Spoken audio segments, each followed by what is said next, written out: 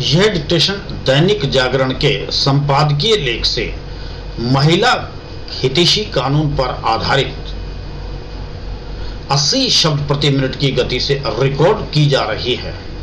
इस डिक्टेशन के अंत में इस डिक्टेशन की आउटलाइन भी लिखी हुई है। प्रशिक्षार्थी उन आउटलाइनों का भी लाभ ले सकते हैं। 10 सेकंड के बाद डिक्टेशन प्रारंभ होगी। रेडी?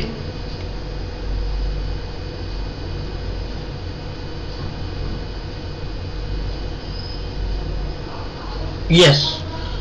उपाध्यक्ष महोदय, कायदे से जिस पर आरोप लगा है वह जब तक अपराधी साबित न हो जाए तब तक उसकी पहचान उजागर न की जाए। ऐसा करने से बहुत से निर्दोषों को बचाया जा सकता है। ऐसा नहीं है कि हमारे नीति नियंता इन बातों को नहीं जानते, लेकिन नारी हित के नाम पर क्रूर कानून बदलने की कोई कोशिश नहीं की जाती। क्या इसलिए कि उन्हें महिलाओं के वोट चाहिए और जरा सा भी परिवर्तन करेंगे तो महिला हितों के नाम पर दुकानदारी करने वाले शोर मचाएंगे। हाल में कर्नाटक उच्च न्यायालय ने भी दहेज निरोधी अधिनियम के दुरुपयोग पर चिंता जाहिर की। उसने एक मामले में फैसला दिया कि बहुत बार महिलाएं पति के रिश्तेदारों तक को इस एक्ट में आरोपित बना देती हैं, जबकि उनके खिलाफ कोई सबूत नहीं होता। वे अलग भी रहते हैं।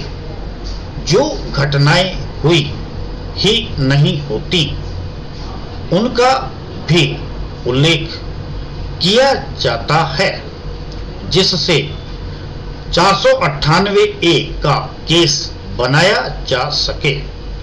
उक्त मामले में पति के 8 रिश्तेदारों को आरोपित बनाया गया था।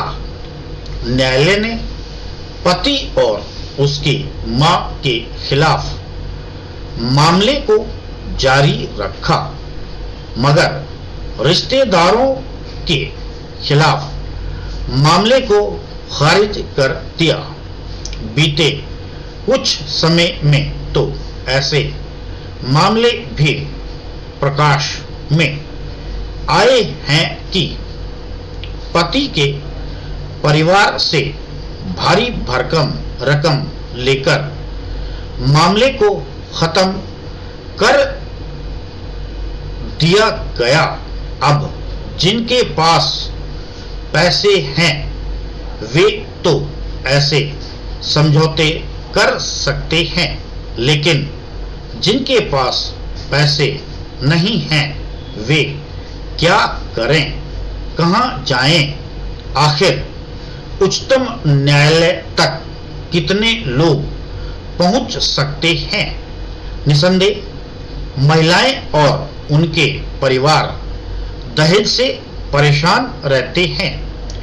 जिन महिलाओं को दहेज के चलते तंग किया जाए, कानून उनकी पूरी मदद करे, लेकिन इसके साथ ही निर्दोष को फंसाने की कोशिश पर रोक लगाई जाए। हरियाणा के एक परिचित ने बताया कि वहां ऐसे गिरोह बन गए हैं जो महिला कानूनों की आड़ में ब्लैकमेल करके वसूली करते हैं।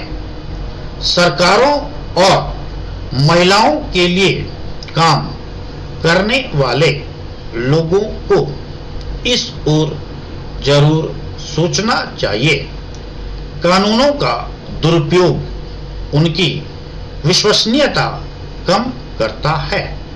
वक्त की मांग यह है कि महिला कानूनों को जेंडर न्यूट्रल बनाया जाए। कानून किसी एक पक्ष को डराने के लिए नहीं, सभी पक्षों को न्याय देने के लिए होते हैं। राजनीतिक दलों को भी सोचना चाहिए कि उनके वोटर पुरुष भी हैं। कहीं यह तो नहीं मान लिया गया कि आखिर वे जाएंगे कहां, इसे या उसे वोट तो देंगे ही। आखिर नेता पुरुषों को न्याय दिलाने के लिए क्यों कुछ करना नहीं चाहते?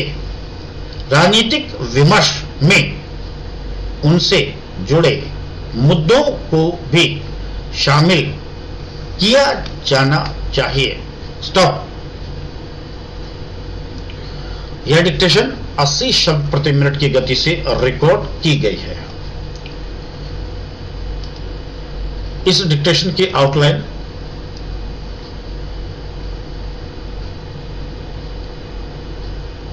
निर्दोषों, नीति नियंता, दुकानदारी, कर्नाटक उच्च न्यायालय, दहेज निरोधी अधिनियम, दुरुपयोग,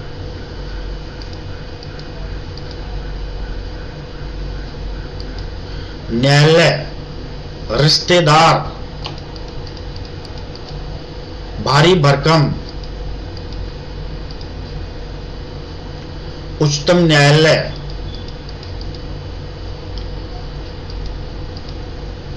ब्लैकमेल, विश्वसनीयता, जेंडर न्यूट्रल,